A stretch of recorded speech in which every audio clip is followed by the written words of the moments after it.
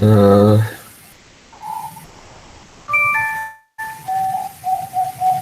Tes, apakah suara saya terdengar, Pak? Ya, jelas. Gambarnya juga ada. Oke, terima kasih untuk Pak Aden selaku dosen estimasi biaya konstruksi dan teman-teman sekalian. Di sini eh, kami dari kelompok 3 akan mempresentasikan cara menghitung koefisien material dan alat. Di sini kelompoknya ada saya sendiri sebagai Kusuma Iqbal Dasyana, NRP 2017-08, dan ada rekan-rekan dari saya yaitu Bayu Paujia R, NRP 2017-142, dan ada Giananda Raindra, NRP 2017-162, dan ada Rafif Muhammad R, NRP 2017-148.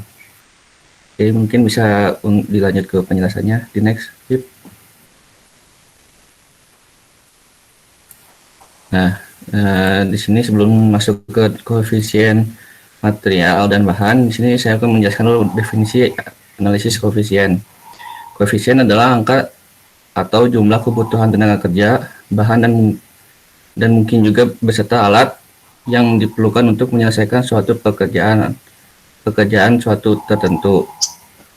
Koefisien analisis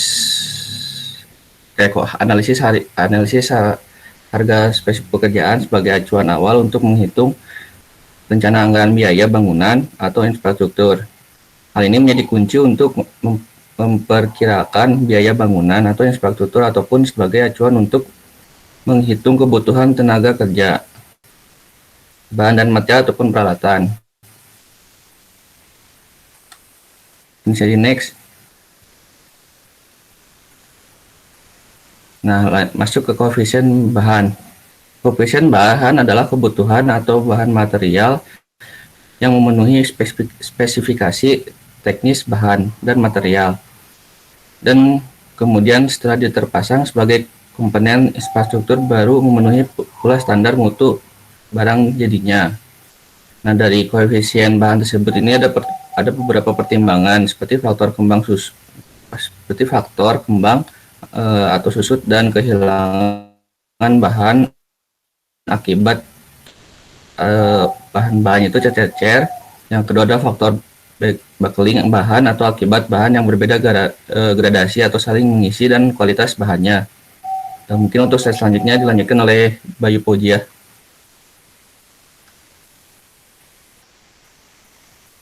Eh, tes tes ada suaranya. Ya, ada. Baik. Kemudian ada beberapa cara untuk menghitung koefisien bahan. Yang pertama itu dengan proporsi persen dalam satuan meter kubik, di mana persen bahan dikali berat isi padat bahan atau campuran beraspal yang digunakan dikali satu satuan pengukuran bahan atau campuran tersebut, kemudian dikali faktor kehilangan bahan berbentuk curah atau keemasan, dan dibagi dengan berat isi lepas bahan tersebut. Kemudian ada koefisien bahan dengan komposisi persen dalam satuan kilogram itu sama dengan satuan persen satuan meter kubik, namun dibaginya itu dibagi 1000 karena perkalian dari satuan ton ke kilogram. Kemudian ada juga rumus untuk menghitung koefisien bahan lepas atau padat per meter kubik, di mana 1 meter kubik tersebut dikali dengan FK dan dikali FH. Next.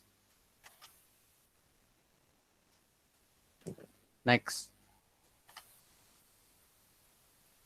Nah, berikut merupakan beberapa hasil dari uji laboratorium.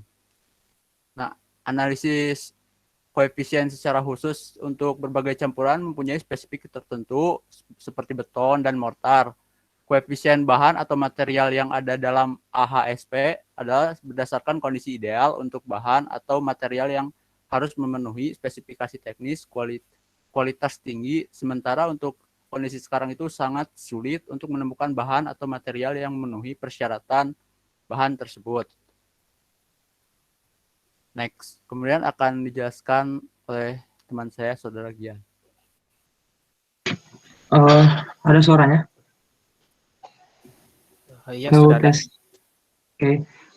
Kemudian di sini saya akan sedikit menjelaskan tentang contoh mencari koefisien bahan pada pekerjaan pasangan, pelesteran, dan pasangan batu bata.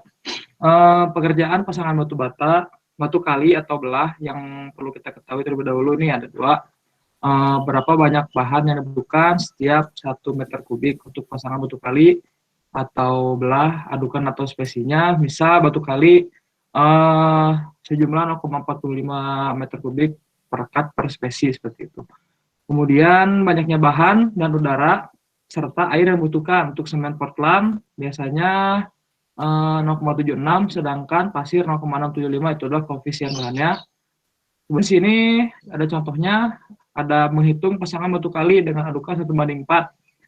1:4 itu 1 semen 4 pasir ya. Jadi di sini semennya dikali koefisiennya dan pasir dikali koefisiennya, yaitu 1 dikali 0,76 ditambah 4 dikali 0,675 sejumlah 3,46. Nah, ini tuh nilai si adukannya. Kemudian untuk semennya 1 itu adalah 1 meter kubik per 3,46 dari adukan yang di atas, hasilnya 0,289 meter kubik. Kemudian 0,289 meter kubik ini dikali 1250 atau BJ berat jenis semen yang menghasilkan 361,27 kg atau sejumlah 7,23 sak semen. Kemudian untuk pasir 4 pasir yang tadi ya di perbandingannya dibagi 3,46 itu si hitung adukan yang awal yang di atas menghasilkan 1,156 meter kubik seperti itu. Next slide. Nah, kemudian di sini tadi hitungan di atas, maka semen 7,23, 0,45 dikali 0,45 menghasilkan 3,25 sak. Kemudian yang pasir 1,156 tadi kali 0,45 jadi 0,52 meter kubik.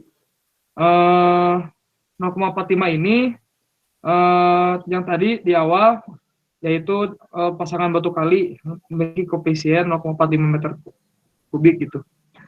Kemudian ada contoh yang kedua nih, plesteran dengan tebal 15 mm sama dengan 0,18 meter kubik per kat. Di sini contohnya adukannya 1:2 ya dengan tebal 15 mm. Maka dari itu untuk adukannya dibutuhkan 2,11 meter kubik ini ya. Setelah ada perhitungan 1:2 ini dikali koefisien masing-masing, kemudian dengan perhitungan yang sama pun menghasilkan 10,66 kg semen, kemudian dengan perhitungan sama juga pasirnya 2 ini dibagi dengan jumlah adukannya menghasilkan segini seperti itu. Jadi untuk pelesterannya hasilnya semen dengan sekian 10,66 kg dan pasirnya 0,171 meter kubik seperti itu. Next slide. Nah, kemudian di sini ada koefisien alat. Koefisien alat adalah waktu yang diperlukan ya, biasanya dalam satuan jam, oleh suatu alat untuk menyelesaikan atau menghasilkan produksi sebesar 1 unit satuan jenis pekerjaan. Kemudian ada 4 data yang diperlukan. Yang pertama jenis alat apa yang digunakan, yang diperlukan. Kemudian kedua faktor efisiensi alat. Kemudian waktu siklus. Keempat kapasitas produksi alat. Nah, dari keempat faktor ini, data ini akan menghasilkan koefisien alat. Jadi seberapa koefisien alat untuk perhitungan nanti biaya konstruksinya seperti itu. Next, yang terakhir akan dijelaskan oleh rekan saya, Rafif. Ya baik, tadi sudah sempat dijelaskan fungsi dari koefisien alat tersebut, di mana untuk mengukur keperluan alat dalam satuan jam. Ada pula cara menghitungnya itu dalam satuan jam, rumusnya itu 1 per Q. Q itu di mana Q itu merupakan kapasitas produksi dari alat.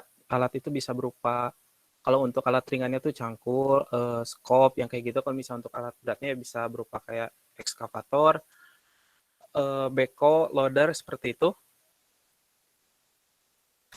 Nah, kemudian ini ada salah satu contoh perhitungan koefisien alat. Ini biar saya di zoom. Ini saya ambil contoh saja untuk yang dump truck-nya. Nah, dari dump truck kita bisa melihat dari kapasitas baknya itu ada 4 meter kubik, kemudian ada faktor efisiensi alat 0,8, kemudian ada kecepatan rata-rata bermuatan, angkanya itu 20 km per jam, kemudian kecepatan rata-rata kosongnya 30 km per jam. Untuk waktu siklusnya kita langsung saja ditotalkan sebanyak 13,60 menit. Nah, kemudian langsung menghitung nilai kapasitas produksi per jamnya. Rumusnya sudah tertera, atau ini nilai Q-nya. Didapatkan hasilnya itu 11,76 meter kubik per jam. Kemudian untuk menghitung koefisien alatnya itu 1 per Q. Ya, tinggal 1 dibagi 11,76 diperoleh 0,850 per jam. Ini tuh berarti untuk per meter kubiknya.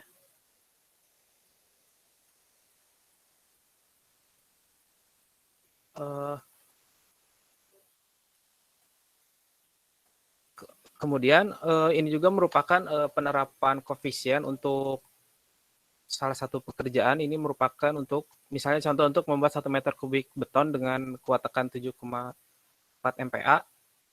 Nah, yang disebut koefisien itu nilai indeksnya itu yang ini. Nah, kemudian harga satuannya ini sudah tertera, ini saya dapatkan dari standar SNI. Seperti ini. Ini tinggal dikali aja nilai koefisien beserta harga satuannya. Namun ini masih berupa harga satuan, di mana kita harus menghitung volume pekerjaannya terlebih dahulu, sehingga kita dapat mengetahui anggaran awalnya berapa yang harus dikeluarkan. Kemudian juga saya mendapatkan beberapa data. Nah, seperti ini. Ini dari SNI sudah terdapat berbagai macam koefisien dari beberapa pekerjaan. Mulai dari pembersihan lokasi hingga banyak lah pokoknya. Tidak ada pekerjaan tanah, urut pekerjaan pasangan pondasi ini sudah juga ada. Koefisiennya sudah tertera, harga satuannya. Namun menurut saya ini harga satuannya tergantung dari daerahnya juga, karena setiap daerah harganya kan bisa berbeda. Seperti itu mungkin.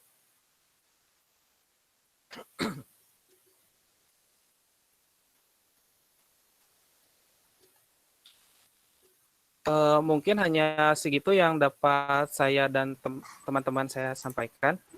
Mohon maaf bila ada kekurangan. Oke, silakan. Ada yang mau bertanya?